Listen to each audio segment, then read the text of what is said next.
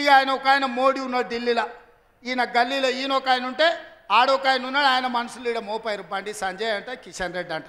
ఏం చేసిరయ్యా మీరు ఏం చేసిరో సవాల్ అంటుండు. నేను సూటిగా సవాల్ ఇసరదలుచుకున్న కిషన్ రెడ్డికి బండి సంజయ్కి.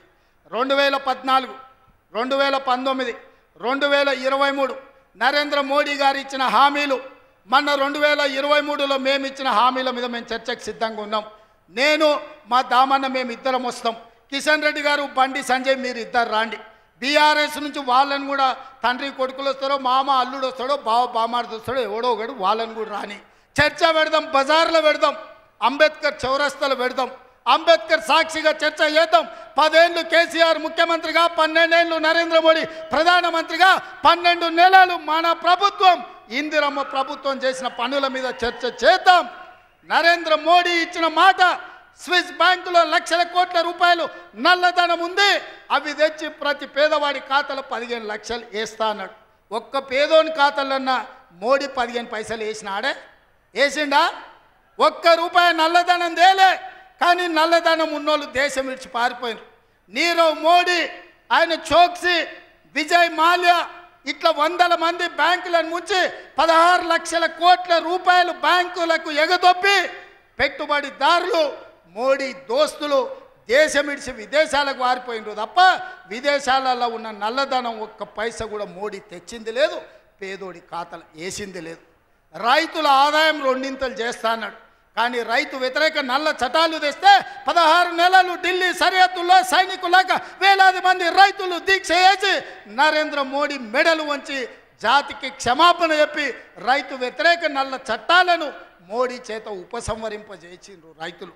అదేవిధంగా 2022 లోపల ప్రతి పేదవాడికి ఇల్లు అందిస్తా అన్నాడు మోడీ. ఏ పేదోడికి ఇల్లు ఇచ్చినవో ఈరోజు అప్పక్పల్లికి రా, చూపిద్దురా మోడీ ఇచ్చిన ఇల్లు ఎక్కడుందో. నేను అడుగుతున్న నారాయణపేటకు రా, మోడీ ఇచ్చిన ఇల్లు ఎక్కడున్నాయో నువ్వు చూపిద్దురా.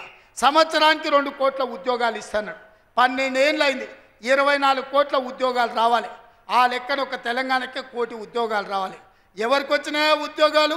ఓ కిషన్ రెడ్డికి, ఓ బండి సంజయ్కి 2 ఉద్యోగాలు వచ్చినాయి. తెలంగాణలో ఎవరైనా మోడీ ఉద్యోగం ఇచ్చిండా? ఎవరికి ఉద్యోగాలు ఇచ్చిండో మోడీ వచ్చి చూపియాలి లెక్క.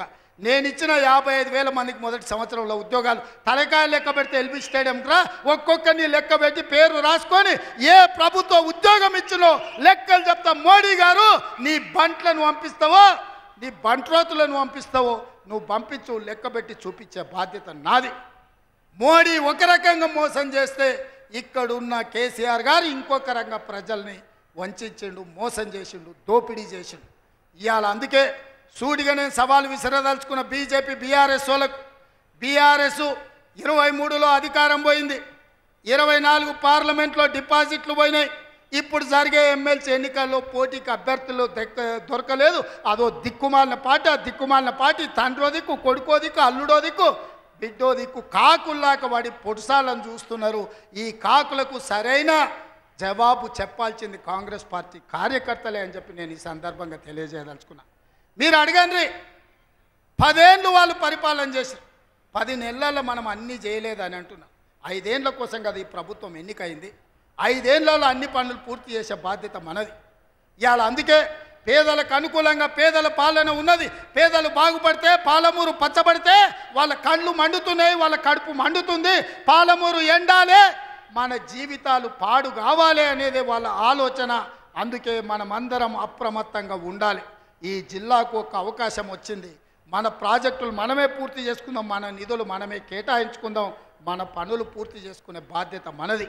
ఇవాళ నారాయణపేటకు ఇవాళ ముఖ్యమంత్రి వచ్చిందంటే 1000 కోట్లతో పనులు ప్రారంభించుకున్నామంటే ఓ మెడికల్ కాలేజీ, ఓ నర్సింగ్ కాలేజీ, ఓ పారామెడికల్ కాలేజీ, ఓ ఇంటిగ్రేటెడ్ రెసిడెన్షియల్ స్కూల్, ఓ మహిళలకు పెట్రోల్ బంక్, ఇందిరమ్మ ఇండ్లు ఇక్కడి నుంచే రాష్ట్రానికి ప్రారంభించుకున్నామంటే ఇవాళ మనోడు మన బిడ్డ ఇవాళ ముఖ్యమంత్రి ఉన్నాడు కాబట్టి.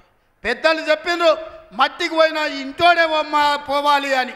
ఇవాళ తెలంగాణ రాష్ట్రానికి మీ బిడ్డ ముఖ్యమంత్రి ఉంటే వాళ్ళ కడుపు మండుతుంది, కళ్ళల్లో నిప్పులు పోసుకుంటారు. ఇవాళ మన మధ్యలో పంచాయతీలు పెట్టాలని చూస్తారు, మన ప్రాజెక్టులు ఆపాలని చూస్తారు. అందుకే ఈ ప్రాంతంలో వచ్చే పరిశ్రమలైన సాగునీటి ప్రాజెక్టులకైనా భూసేకరణను అడ్డుకోకండి. మీకు నష్టపరిహారం అధికంగా ఇచ్చే బాధ్యత మాది. మీరు కొత్త ప్రాజెక్టులు, కొత్త భూములు కొనుక్కోండి, కొత్త ప్రాజెక్టులు కట్టుకోండి. 10 లక్షలు కానీ అవసరమైతే భూములు పోయేటోళ్ళకి 20 లక్షల రూపాయలు ఇప్పించే బాధ్యత నాది. మీ బిడ్డ ఉన్నాడు ఇక్కడ, మీ సోదరుడు ఉన్నాడు. మీరెవ్వరు బాధపడకండి, కన్నీళ్ళు పెట్టుకోకండి.